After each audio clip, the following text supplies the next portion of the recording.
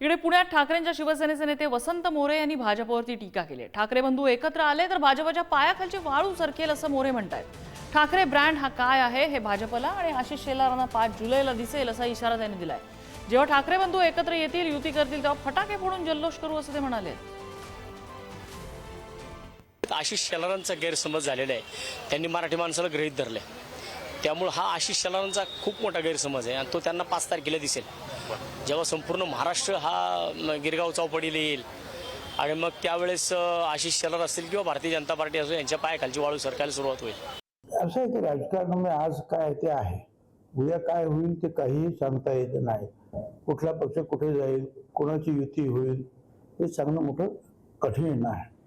तसं तर लोकांचं जे आहे विशफुल थिंकिंग ज्याला आपण म्हणतो, अनेकांचे आहे ते मागेच मी सांगितलं, 2 पवार 2 ठाकरे एकत्रित वगैरे वगैरे, परंतु राजकारणामध्ये तसं घडतंच असं नाही।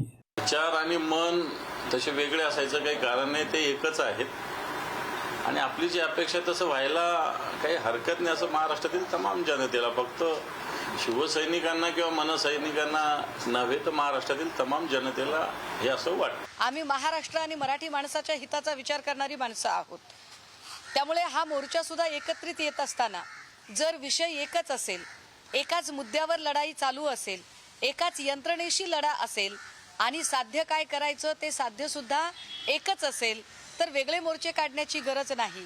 पण ही मनोमिलनाची निश्चितपणे हा एक पहिला टप्पा असू शकतो, याला आपण सकारात्मकतेने आणि साकल्याने सुद्धा घेऊ शकतो।